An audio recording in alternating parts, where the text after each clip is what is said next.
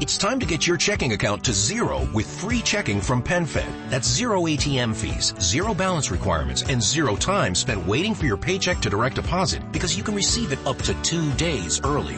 Open your account with just $25 and see how big zero can be. Apply online today at PenFed.org/free checking. Early direct deposit eligibility may vary between pay periods and timing of payer's funding. To receive any advertised product, you must become a member of PenFed, insured by NCUA. It is Ryan here, and I have a question for you. What do you do when you win? Like, are you a fist pumper, a woo-hooer, a hand clapper, a high-fiver? I kind of like the high-five, but if you want to hone in on those winning moves, check out Chumba Casino. At ChumbaCasino.com, choose from hundreds of social casino-style games for your chance to redeem serious cash prizes. There are new game releases weekly, plus free daily bonuses, so don't wait. Start having the most fun ever at ChumbaCasino.com. No purchase necessary. VGW Group. Void where prohibited by law. See terms and conditions. 18+. Let every go signal remind you that you do go farther with Signal gasoline. The Signal Oil Program. The Signal Oil Company and your neighborhood Signal dealer bring you another curious story by the Whistler. Tonight's Lie or Consequences.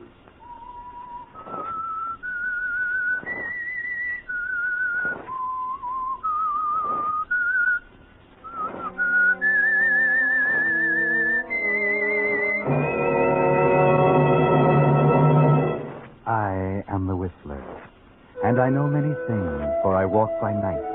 I know many strange tales, many secrets hidden in the hearts of men and women who have stepped into the shadows. Presently I'll tell you of nameless terrors of which they dare not speak.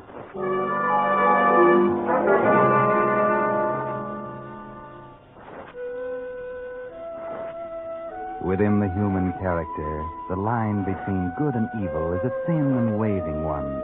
And very often, the one small impulse for good will outweigh and nullify the bad. Such was the case with Michael Cobb. Mike wasn't bad, really. It happened while he was a kid, before he knew any better. He'd gotten into trouble, gone to prison, served a stretch. Now he's out, and he's learned his lesson. He's proving that. He's going straight, working hard at his job in the office of a large department store. He's married to a girl he loves, and he's happy. Delicious.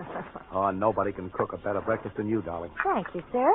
Now, Mike, don't bolt your coffee. I gotta run. I'll be late. Well, a couple of minutes won't make any difference. Well, maybe not most days, but today is going to be a big one. The last shopping day before Christmas, you know. Stores will be jammed. We'll be swamped with work until late tonight. Besides, I don't want to spoil my record. 6 months and I haven't been late to work once. I know. It's fine. I'm sure the store appreciates it. Yeah, Lane, I think they do, too. I really think they like me down there. You know, like my work and everything. Oh, sure, Mike. How could they help liking you? No, I mean, well, I'm beginning to feel like all that stuff is all forgotten. Almost like something that's never happened. It is. It is forgotten, Mike. Everything's different now. Yeah, it is. Oh, this is going to be a lot different Christmas than the last one, isn't it? Yes, Mike. You were wonderful, Elaine. Coming to see me, sticking by me. Oh, darling, I promise you there'll never be another Christmas like that. Never. I know there won't, Mike. From now on, they're all going to be really Merry Christmas. Yeah, you bet. Oh, gosh, that reminds me. I haven't got your presents yet. I'll have to run out my lunch hour and find something. Now, Mike, they're not going to go spending a lot of money on me. Oh, maybe next year we'll be more on No, never you mind. I'll get you what I darn please. Oh, my gosh. How I will be late if I don't run. Hey, here's your hat. Oh, thanks. Well, goodbye, darling. If I don't get home before midnight, Merry Christmas. Merry Christmas.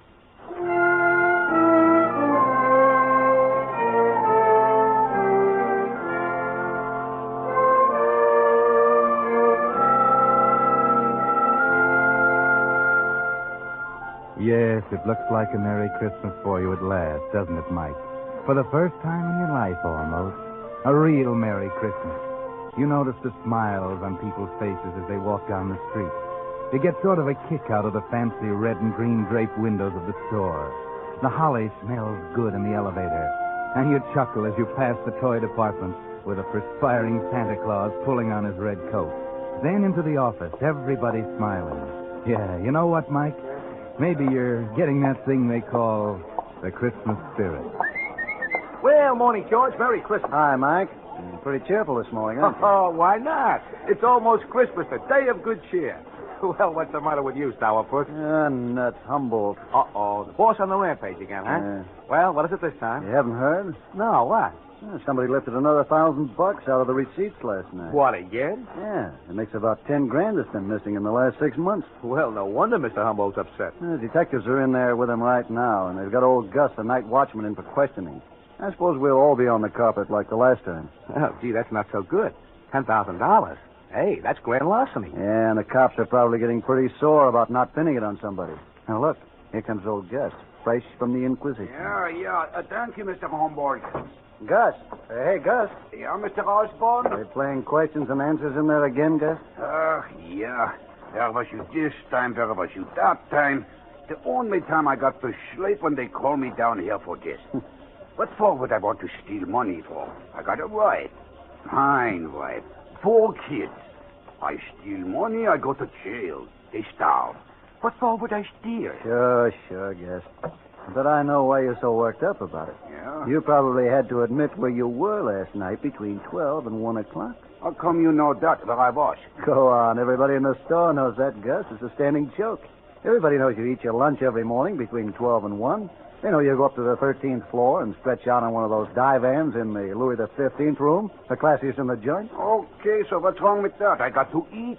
Why not in style? Sure, only for that hour. Anybody could come in and move out the other 12 floors, and you'd never know it. All right, so what? Maybe that is when somebody stole money. I do not know. I only know I did not steal. And this is the only time I got to sleep, when they have to go asking me questions.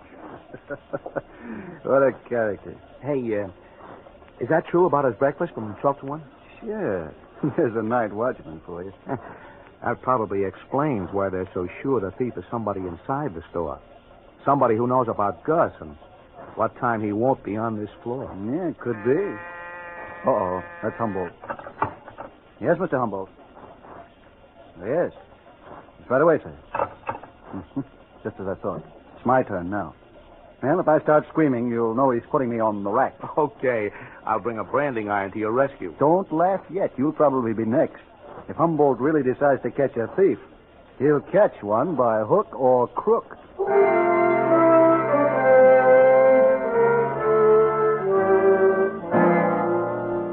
Merry Christmas, Mike. Oh, now, what's the matter? You don't seem as happy as you were. Something happened to dampen the Christmas spirit, maybe? Something you can't describe, can't even put your finger on? Just a funny, sinking feeling? Forget it. George Osborne has been in and out of Humboldt's office, and almost the whole day has gone by and nothing's happened. And everything seems to have calmed down. In fact, it's George's turn to have the Christmas spirit. I really didn't expect it this year, but there it was in my pay envelope. Nice and crisp and green. With the best Christmas wishes of the J.C. Deaver's store. Oh, gee, that's swell, George. Yeah, real honest-to-gosh Christmas bonus. I can sure use it. Who couldn't? I don't know whether you'll get one or not, Mike. You've only been here 6 months. Then maybe. By the way, why don't you mosey in and pick up your pay? It's almost 9 o'clock. We close in 5 minutes. Well, I guess I'd better wait for Mr. Humboldt to call me. Sorry, I thought we'd get paid earlier. I still haven't bought Elaine's present. Ah, well, don't worry. Most of the smaller stores will still be open for a couple of hours. Yeah, sure. But I thought I'd get her something she liked real well in a little store up on 10th Avenue. Oh, well, it'll be open till late. Say, I wonder if they found out anything about the 10 grand. Boy, they've really questioned everybody around, though. They didn't question me. In fact, they'd never questioned me about it. I don't quite understand that. Oh, well, I don't know. I guess you got such an honest face or something. Yeah. Uh-oh. Yes, Mr. Humboldt. Yes, sir. Yes, sir, I'll send him right in. Well, maybe we spoke too soon. He wants to see you. Oh? On the other hand, maybe he just wants to hand you your Christmas bonus in person. After all, you are getting to be the fair-haired boy around here these days. I better go in. You might even be in line for a promotion. You can't tell. Okay.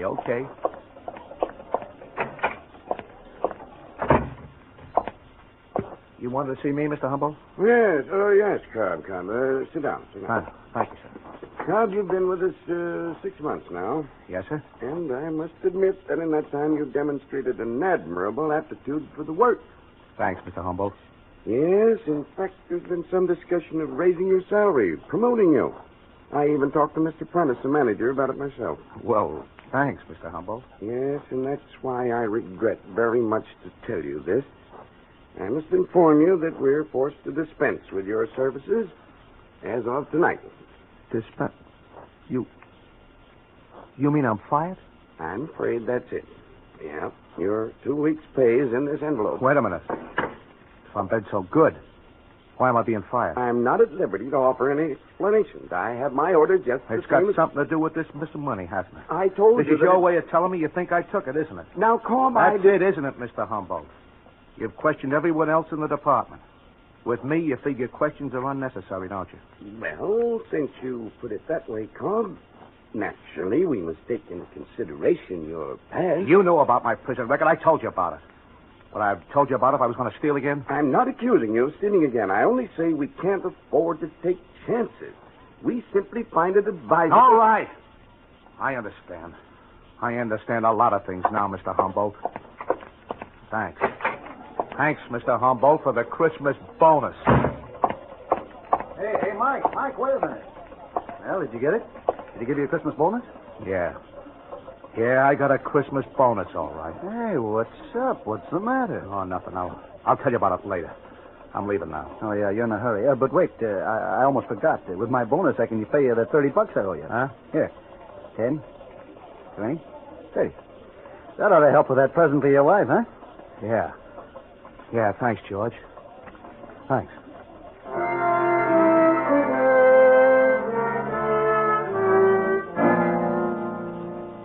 Merry Christmas, Mike. Yeah. That premonition you had this morning was right, wasn't it? That funny, sinking feeling. Now you know, don't you, Mike? You knew it all the time, really.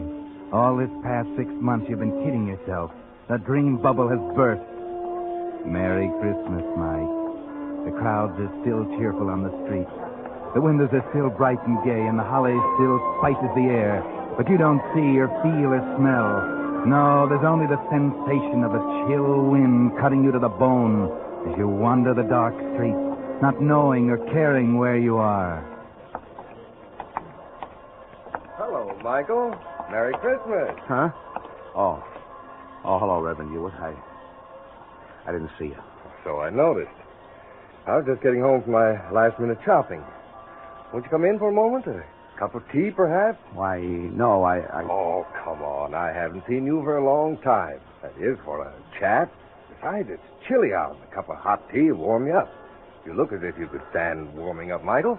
Come in. No, I've got to get along. Oh, come now. That lovely wife of yours won't miss you for a few more minutes. I tell you, I've got to go. Very well, Michael. I won't keep you. Oh, I'm sorry, Reverend. I didn't mean to, Well, I understand, son. You're troubled. Is there anything I can do? No, I'm all right. Well, I know you too well, Michael. I've known you all my life. Now, I've helped you before, haven't I? Why? I don't know. I don't know whether you did or not. All that stuff you told me about turning over a new leaf, forgetting the past, I believed it. Oh, yes, of course. Now, maybe you should have told it to some other people instead of me. It just don't work, Reverend. It just don't work. All that stuff about being good and doing good. It don't pay you off. It does, Michael. It does. You must believe that. Even a little good done brings a great reward. Yeah, maybe to some people. Only maybe some of us are behind an 8-ball we can't get around. Michael, please come in. I feel I must talk to you. Not tonight, Reverend. But all the talking I can stand. Now I'm going to do my own thinking. I know what I'm going to do. You can bet your sweet life I know just what I'm going to do.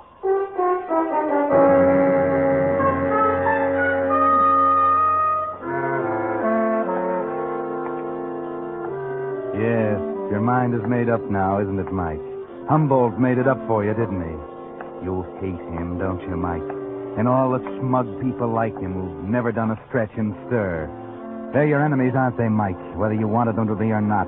And you're just one of the cell rats. Okay, if that's the way it is, that's the way you'll play it. What's that?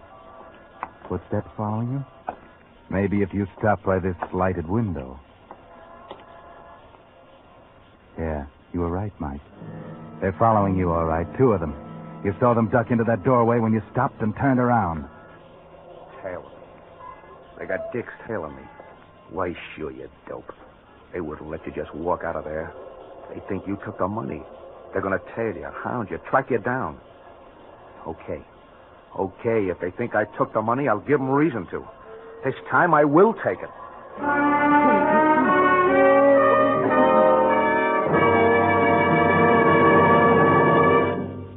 You are listening to The Whistler, brought to you by your friend, the Signal Oil Company. Marketers of famous Signal gasoline, your best buy today. Remember to let every go signal remind you do go farther with Signal gasoline.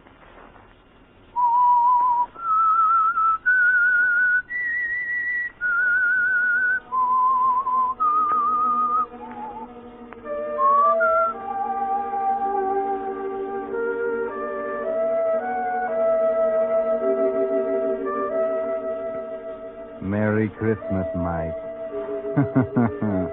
A very Merry Christmas, isn't it? 6 months of going straight and you've given it up. You're going back to the store and get your share of those days' receipts. Yes, it's all so simple, isn't it, Mike? It'll soon be 12 o'clock midnight, and old Gus will be up in the Louis 15th room on the 13th floor. The safe in Humboldt's office will be a cinch. You've seen it many times. And as for the two dicks tailing you now, it'll be duck soup to shake 'em. Duck soup. That's right. You're heading up 10th Avenue now. You can double back and... What's wrong, Mike? Why are you stopping? Could it be that tune, the brightly lighted window, the old man standing back there? Of course, now you remember. 10th Avenue. This is old Mr. Samuel's little store. This is it, where you're going to buy Elaine her Christmas present. And there it is. What you heard, the music box, sitting on the counter next to the open door, playing.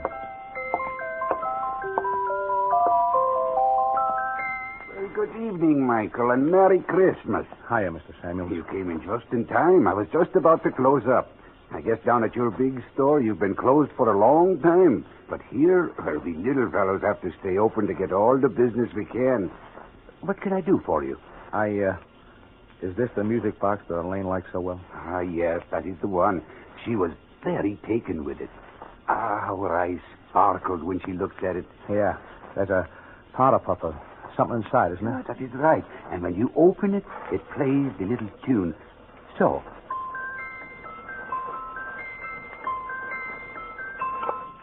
Yes, she was saying how it was her favorite tune. Okay. How much is it? Well, it's usually priced at $75, but I'll give it to you and the young lady for $50. $50? Well, yes, you see, it's a genuine antique, and it's the best thing I have in the store. Well, I'm sorry, but that's more than I figured on. I'm sorry, too. I would have let you have it for less if I could, but 50 is the lowest. Sure. Well, okay, forget it. I'm sorry. Come back again.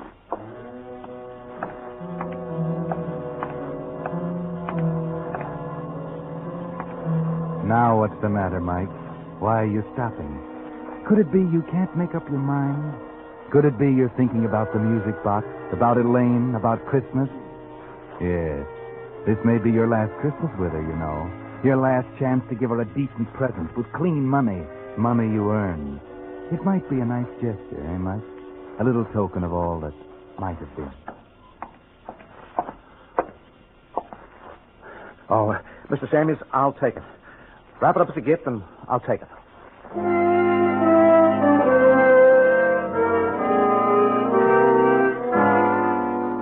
Merry Christmas, Mike. That's what's written across the package. It was going to be a symbol for a wonderful new life, wasn't it? And now it's an ironic farewell. Your last attempt at doing good, as Reverend Hewitt called it. Too bad it won't bring you that great reward he promised. It won't have a chance, because there are those two dicks still following you. And you're heading for J.C. Deaver's department store, office of Henry Humboldt, and the interior of its safe. It's almost 12 midnight, and you have to duck those guys. 30 girls, 30. The greatest little show in town, starring Tootsie Laverne and her 30 raving beauties. A new show just started. Only 40 cents. Ticket, mister. Huh? Oh, yeah. 40 cents. Thank you, sir. A new show just started. Hurry, ladies and gentlemen. It's the greatest little show in town.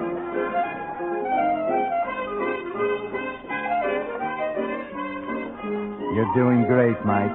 Those dicks will follow you in, but you won't be there, will you? No. You're heading for that exit sign down at the side. Through the curtain. Push out through the door, and there you are. In the alley. And free. Okay. Now, up to the street. Lose yourself in the crowd. Turn down Fifth toward the store. You're okay now. No need to look back. Or is there? They're there. You didn't shake them after all. They were wise to that trick, and they were waiting for you outside the theater. Yes, you should have known. Now what? Maybe you've got an idea. Yes. A good idea. A honey. Why not lead them to the store? Sure, that's where they expect you to go. But beat them there and hide, down in the freight dock, behind one of those big crates. They'll never find you in that mess.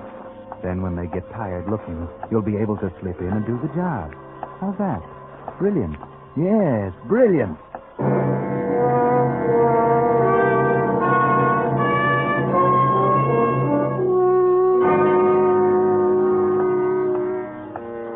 Yes, here's the store. And there they are, a quarter of a block behind. When you hit the alley, you'll run for it. Take a dash back to the back. And you'll be so far ahead then, they won't know whether you got in or not. And you'll fool them entirely. You'll have them searching the whole store. Okay, here it is. Okay, you made it. You left them way behind. Here's the freight dock. Okay, come on, coppers. Just try and find me in here. Found it. Now, where's Lap? I told you knew we were following him. Sure.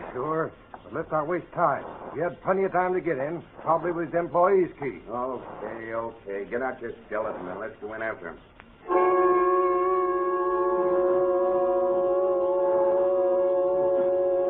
Worked like a charm, didn't it, Mike?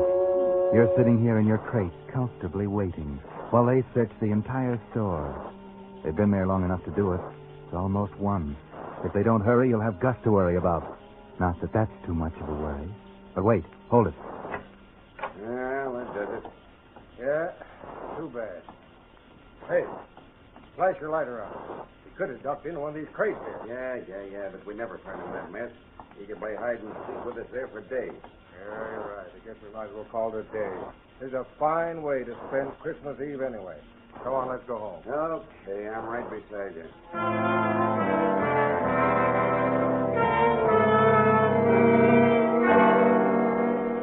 Well, Mike, Merry Christmas.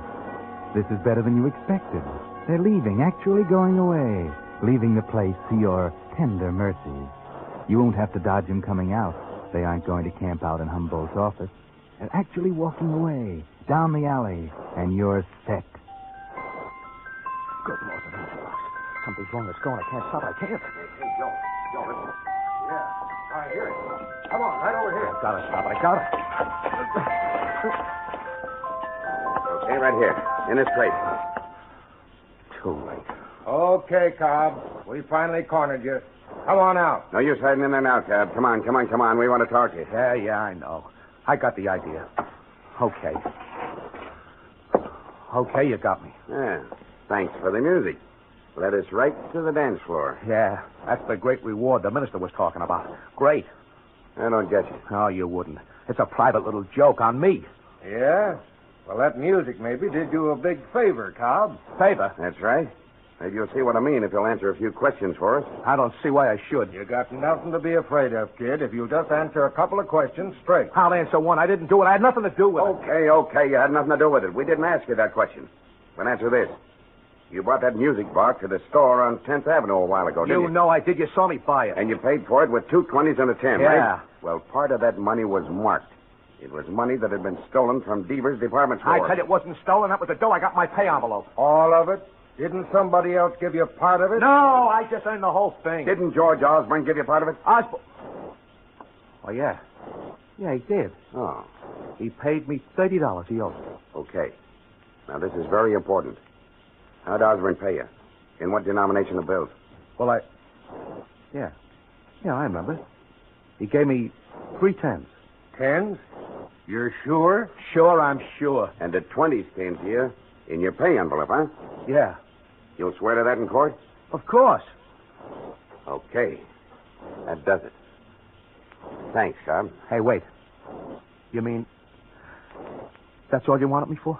It was enough. You just proved for us who stole that 10 grand from the store. And the way you were acting, we'd almost thought it was you. We hadn't have known better all the time.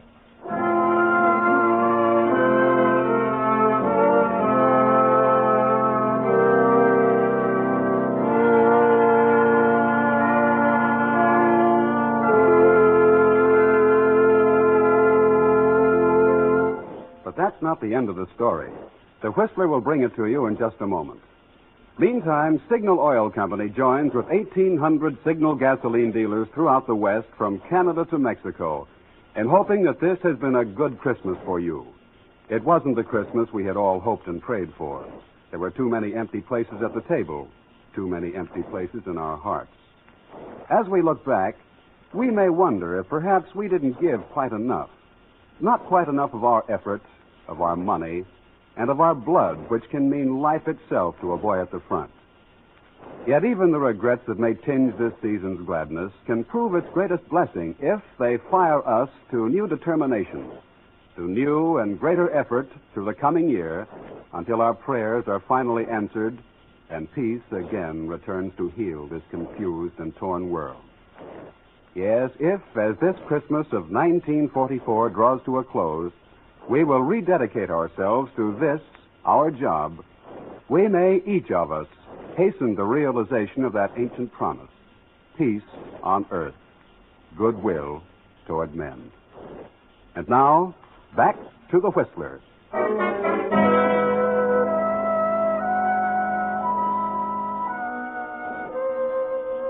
Well, quite surprising, isn't it? The police didn't suspect Mike at all. You see, it was this way. Because of his record, the cops began to tail Mike in the very beginning, when the money first began to be missed. Twice they had him under observation at the very time the money was stolen, so they knew he didn't do it. But they kept watching him in the hope he would lead them to the real thief, and he did. Yes, because when things got hot, the thief finally tried to frame Mike by giving him some of the stolen money. Marked money this time. George Osborne? Oh, no. In fact, Osborne almost gummed things up by paying his debts. The detectives hadn't counted on that. That's why they had to be sure which bills Osborne gave Mike. The 10s weren't marked, the 20s were. The 20s Mike got in his pay envelope from Humboldt. Yes, Henry Humboldt, the office manager. You see, things were getting too hot for him. The trail was getting too close. He knew the money was marked, and he knew the detectives were watching Mike. So he gave him some of the marked bills in his severance pay, trying to frame him. It couldn't have worked, of course, but Humboldt didn't know that, and neither did Mike. And Mike almost did something he regretted all his life. He almost went back to a life of crime. Yes, if the music box hadn't have jammed and started playing just when it did, and the detectives had gone off, Mike's life would have gone down the skids. Because it did play when it did. Well, next week he'll be back at the store in a better job. Yes, and he got a Christmas bonus, too. They saw to that after Humboldt was arrested. And all because the music box played. Maybe that's why Mike said... No, sir. That music box sits right there on the table where everybody can see it. Darling, I really think it means as much to you as it does to me. Oh, I guess maybe it does, Elaine. Just like the Reverend Hewitt says, a little good brings a great reward. Yeah. For the rest of my life, that little gadget's going to mean a Merry Christmas. Darling, Merry Christmas. Merry Christmas, Mike.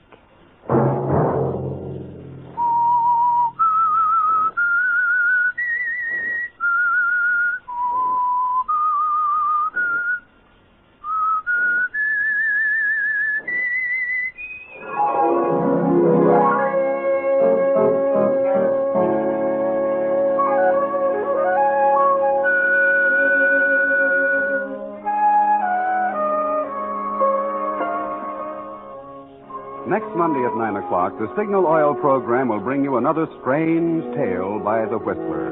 The Signal Oil program is broadcast for your entertainment by the Signal Oil Company, marketers of Signal's famous Go Farther gasoline and motor oil, and by your neighborhood Signal Oil dealer, who is at your service daily to keep your car running for the duration. The Signal Oil program, produced by George W. Allen, with music by Wilbur Hatch, is transmitted to our troops overseas by the Armed Forces Radio Service. Bob Anderson speaking for your friend, the Signal Oil Company, and suggesting once again that you let every go signal remind you that you do go farther with Signal gasoline. This is CBS, the Columbia Broadcasting System.